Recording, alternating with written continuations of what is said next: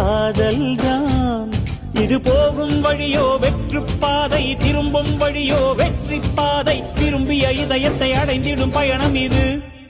கடல் தாண்டும் பறவைக்கெல்லாம் வழியில் மரங்கள் கிடையாது.